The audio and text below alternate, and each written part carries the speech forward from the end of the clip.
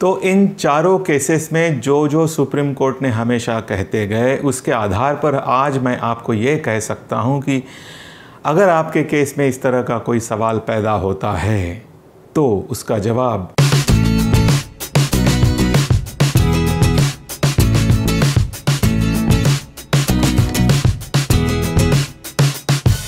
Reserve category को belong करने वाला कोई भी कैंडिडेट जैसे कि schedule caste, schedule tribe, OBC, SCBC वगैरह जब अपने दम पर, अपने बलबूते पर, गुणवत्ता के आधार पर ओपन कैटेगरी में सिलेक्ट होना चाहता है तो उसे ऐसा करने से कोई रोक नहीं सकता।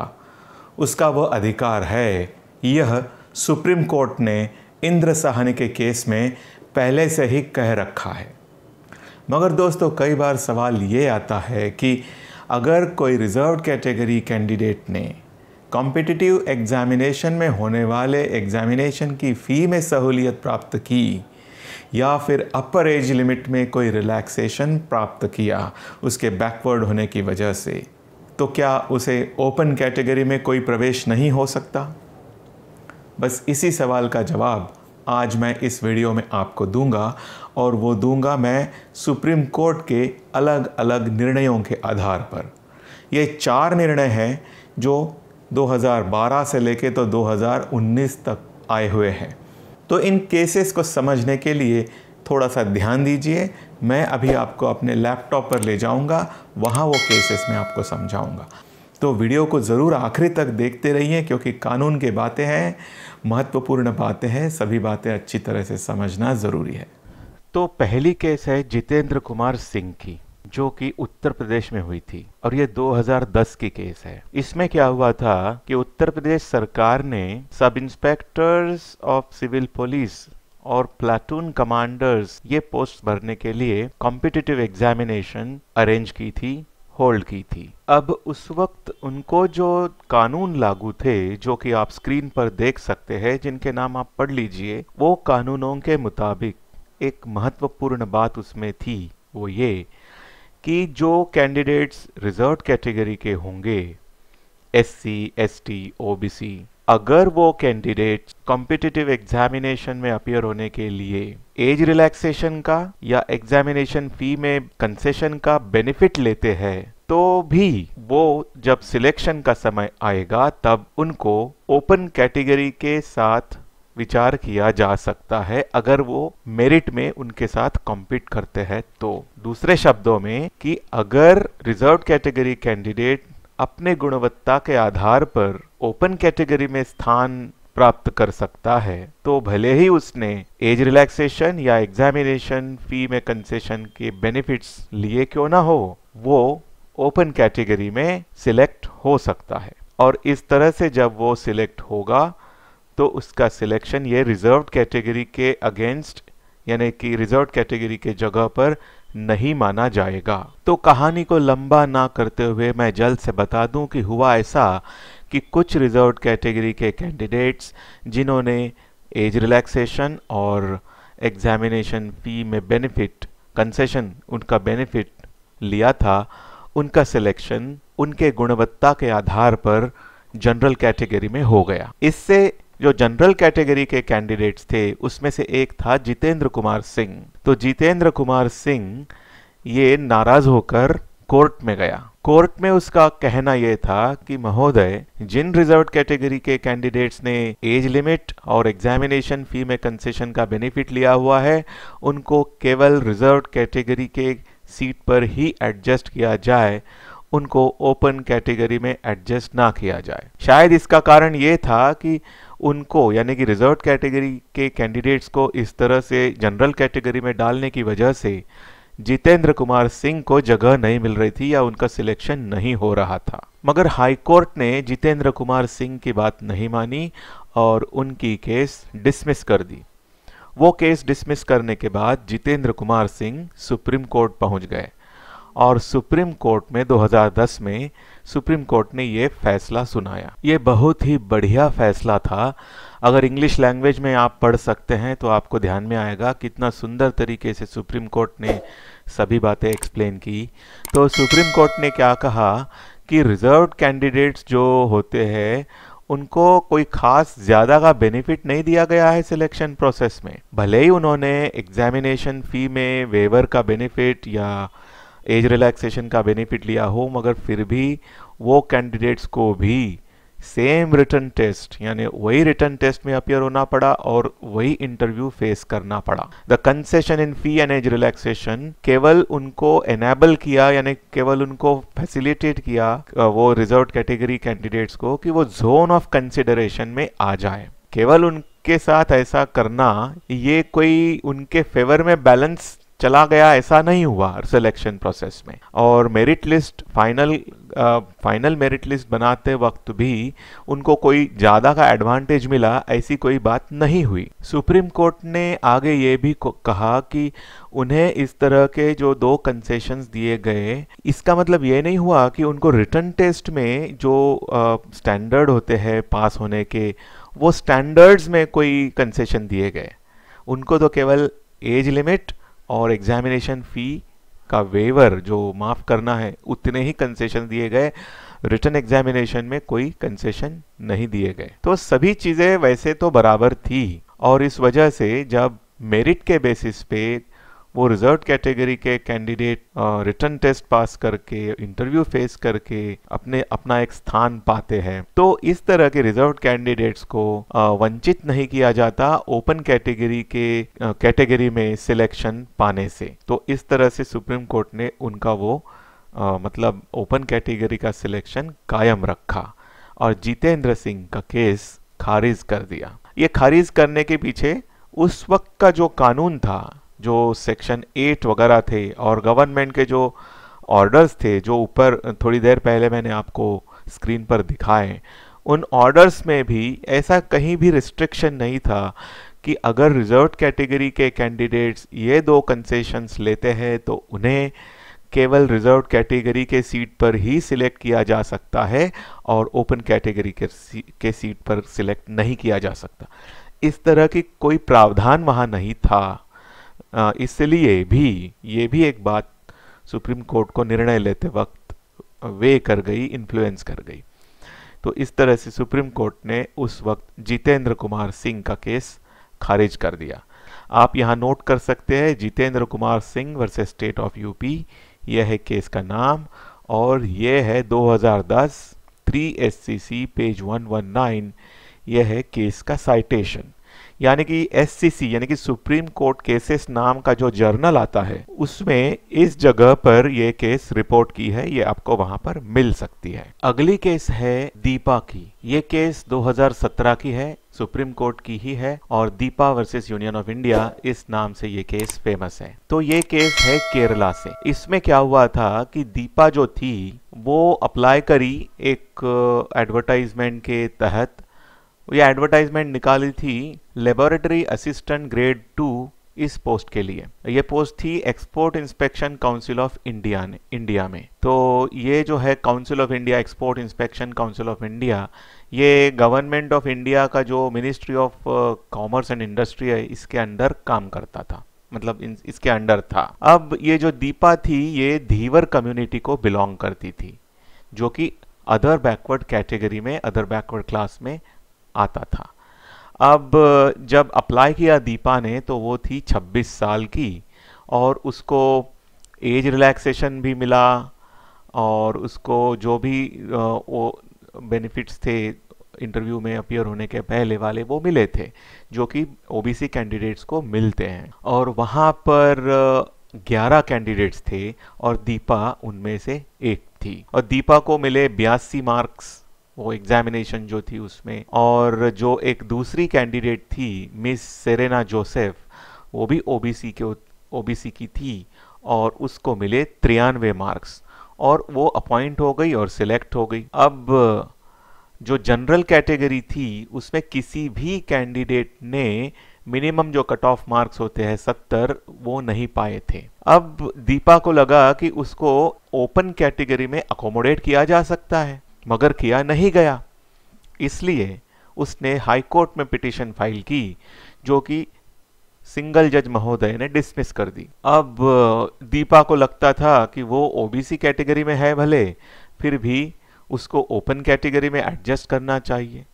अब देखिए, उस वक्त जो रिक्रूटमेंट रूल्स थे, export inspection agency recruitment rules 1980, उसमें जो रूल 9 था, उस रूल में एक स्पेशल प्रावधान था। उसमें यह लिखा था कि इन रूल्स में जो कुछ दिया हुआ है, मतलब ये तो रूल 9 है, मगर दूसरे जो उसके पहले रूल्स होंगे 1 से 8, उन रूल्स में जो कुछ रिजर्वेशंस या एज लिमिट के रिलैक्सेशन के बारे में या दूसरे कंसेशंस के बारे में जो भी प्रावधान दिए हैं शेड्यूल कास्ट, शेड्यूल ट्राइब्स और दूसरे स्पेशल कैटेगरीज को, वो अफेक्ट नहीं होंगे, मतलब उन पर कोई फर्क नहीं पड़ेगा, वो वैसे के वैसे मिलेंगे, वो वैसे रहेंगे। तो दूसरे शब्दों में आपको बताया जाए तो सीधे सीधे शब्दों में वो जो रूल्स वहाँ एप्लीकेबल थे उस वक्त, उन रूल्स में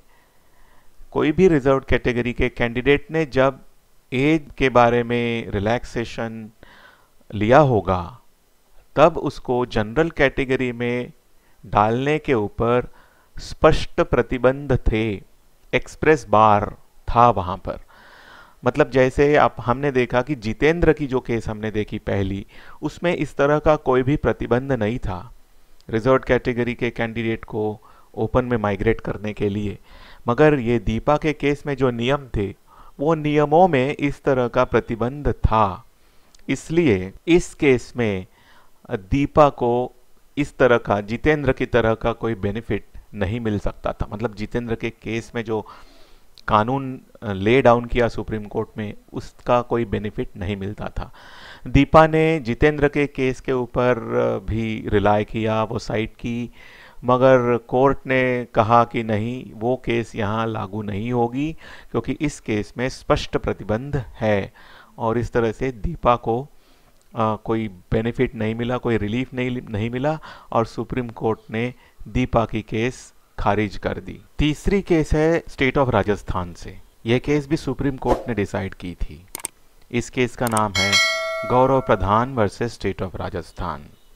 और अगर आपको इसका साइटेशन चाहिए हो तो आप ये नोट कर लीजिए, 2018 वॉल्यूम 11 SCC पेज 352।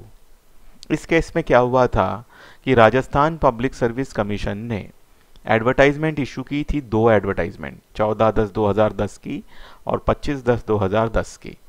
दोनों एडवर्टाइजमेंट्स थी अलग अलग पोस्ट्स के लिए। पहली एडवर्टाइजमेंट की पोस्ट थी कांस्टेबल्स की और दूसरी एडवर्टाइजमेंट थी सब इंस्पेक्टर ऑफ पुलिस की। अब क्या हुआ कि जब वो एडवर्टाइजमेंट निकली और सिलेक्शन प्रोसेस शुरू हुई, उस वक्त जो गवर्नमेंट सर्कुलर एप्लीकेबल था वो था 24/6/2008 का। वो विषय पर आखिरी सर्कुलर था, उसको यानी वो रिक्रूटमेंट प्रोसेस को लागू होने वाला लास्ट सर्कुलर था।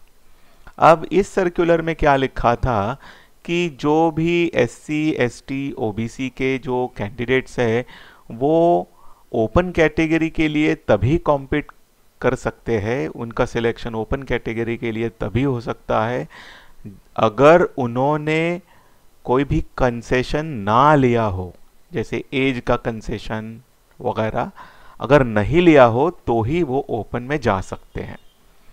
दूसरे शब्दों में कि अगर उन्होंने इस तरह का कंसेशन लिया तो वो ओपन कैटेगरी में माइग्रेट नहीं हो सकते।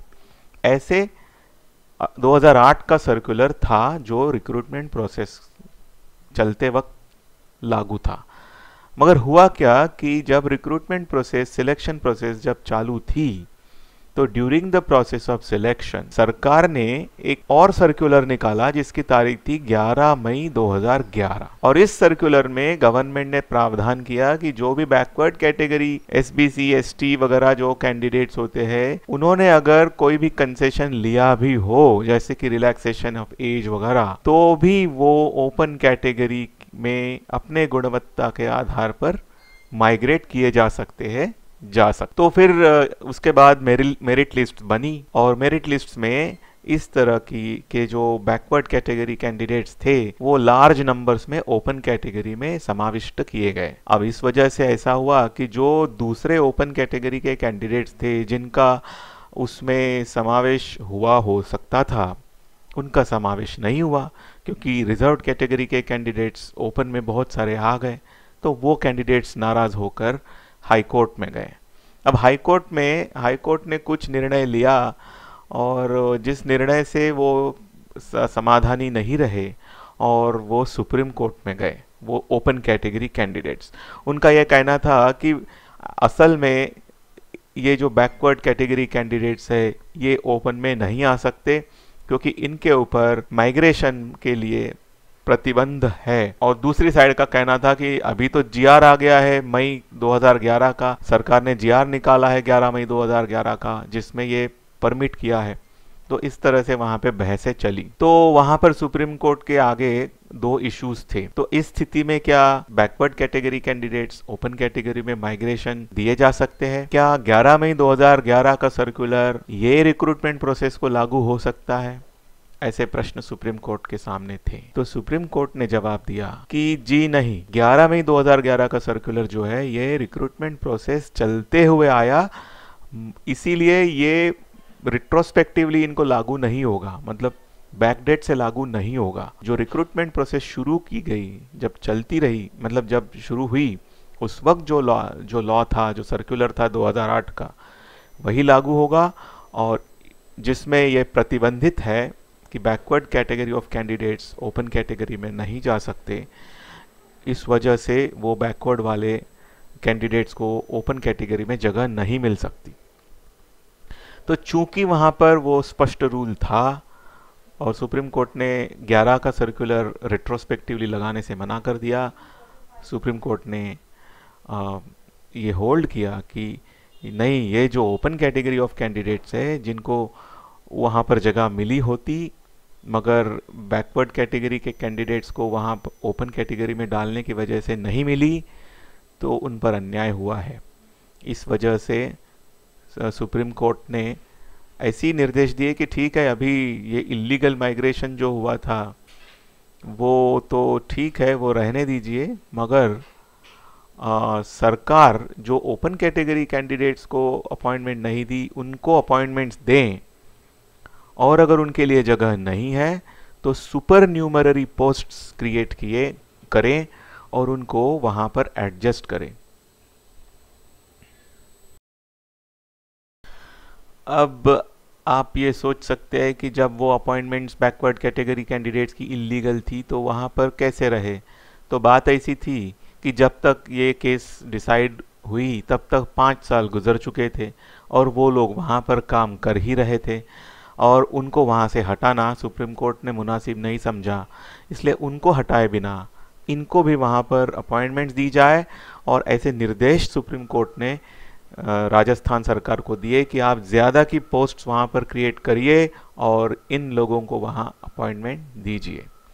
तो ये केस है गौरव प्रधान वर्सेस स्टेट ऑफ राजस्थान इस नाम से, और इस केस का साइटेशन है 2018-11 SCC पेज 352। अगली केस है नीरव कुमार दिलीप भाई मकवाना की, और ये केस है गुजरात से। तो इस केस में क्या हुआ था कि असिस्टेंट कंजर्वेटर ऑफ फॉरेस्ट की 47 पोस्ट और रेंज फॉरेस्ट ऑफिसर की 120 पोस्ट ये एडवर्टाइज की गई थी। अब एडवर्टाइजमेंट में ही ये लिखा था कि जो candidates SC, ST, SC, BC category को बिलोंग करते हैं उनको अपर एज लिमिट में रिलैक्सेशन दिया जाएगा, और ये भी लिखा था कि जो कैंडिडेट्स इस तरह का मतलब बेनिफिट लेते हैं, जो रिजर्व कैटेगरी कैंडिडेट्स, उनको ओपन कैटेगरी में जाने का बेनिफिट नहीं मिलेगा। ठीक है, तो जो सरकार की पॉलिसी थी गुजरात सरकार की, ये केस गुजरात से है, तो गुजरात सरकार की पॉलिसी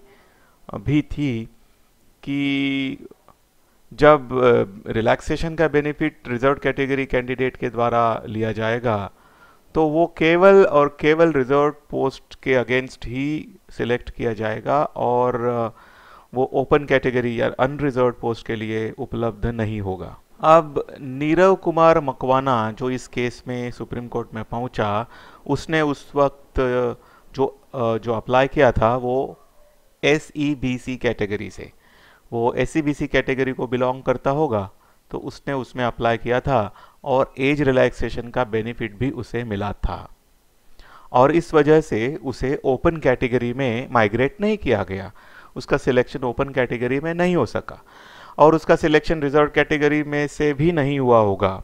तो वो चाह रहा था कि वो ओपन कैटेगरी में सिलेक्ट हो जाए, तो ऐसा बेनिफिट उसे नहीं दिया गया, इसलिए वो कोर्ट्स में पहुंचा।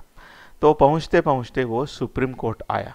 अब सुप्रीम कोर्ट में उसने आर्ग्यूमेंट ये किया कि जो जितेंद्र कुमार सिंह का केस था, जो हमने सबसे पहले देखा अपने सीरीज में, वो केस का बेनिफिट उसे नहीं दिया गया और वो केस का बेनिफिट उसे दिया जाए। ये उसका शॉर्ट में आर्ग्यूमेंट था। तो इसके केस में काफ़ी सारा सोच विचार के बाद सुप्रीम कोर्ट ने कहा कि जी नहीं, आपको यह बेनिफिट नहीं दिया जा सकता, क्योंकि आपके केस में जो नियम है वो नियमों में ही यह प्रतिबंध है। और ये देखिए, ये बहुत डिटेल रीजनिंग यहाँ पर सुप्रीम कोर्ट ने दी, जो कि मैं आपको इतना डिटेल में नहीं बता सकता, बट समझ लीजिए कि सुप्रीम कोर्ट ने उसे वो रिलीफ नहीं दिया और ये होल्ड किया कि नहीं, आप ये बेनिफिट नहीं ले सकते, क्योंकि यहाँ पर क्लियर लिखा है, जैसे एडिटोरियल नोट में लिखा है, reserve category candidate availing benefit of age relaxation in selection can not be accommodated इन। तो इस तरह से उसकी केस सुप्रीम कोर्ट ने खारिज कर दी। There is no merit in the appeal and dismissed, parties are directed to bear their own. Okay, तो इस तरह से ये 4 केसेस मैंने आपको अभी बताई। एक 2012 की जितेंद्र कुमार की केस, दूसरी दीपा की केस 2017 की, फिर तीसरी केस थी गौरव प्रधान की, और चौथी है नीरव कुमार की केस। तो इन चारों केसेस में जो जो सुप्रीम कोर्ट ने हमेशा कहते गए, उसके आधार पर आज मैं आपको ये कह सकता हूँ कि अगर आपके केस में इस तरह का कोई सवाल पैदा होता है तो उसका जवाब आपके केस में जो नियम लागू है, जो गवर्नमेंट ऑर्डर्स उपलब्ध है, जो पॉलिसी उस वक्त रिक्रूटमेंट के वक्त उपलब्ध है या रहेगी, उस पर निर्भर होगा। अगर वो पॉलिसी में, अगर वो नियमों में वहाँ प्रतिबंध है रिजर्व कैटेगरी कैंडिडेट को ओपन कैटेगरी के कैंडिडेट में जाने के लिए केवल कुछ कंसेशंस लेने की वजह से, तो आप ओपन कैटेगरी में नहीं जा सकते।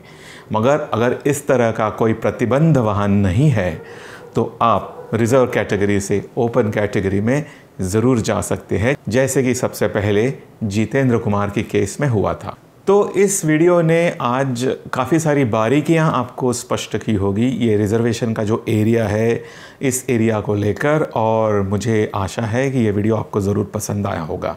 और अगर पसंद आया होगा तो ज़रूर लाइक करिएगा, चैनल को सब्सक्राइब कीजिएगा, क्योंकि मेरी ये कोशिश होती है कि जो कानून की दुनिया की कॉम्प्लिकेटेड चीज़ें हैं वो आप तक मैं सरल रूप से, सीधे रूप से पहुंचाऊं और उसका आनंद मुझे मिले।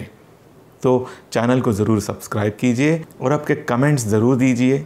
और मेरे बारे में जानकारी अगर आपको चाहिए तो इस चैनल के अबाउट पेज में वो जानकारी आपको मिलेगी, इसलिए मैं वो यहाँ पर रिपीट नहीं कर रहा हूँ। So thank you very much for watching my dear friends. Will see you in the next video. Bye and take care till then.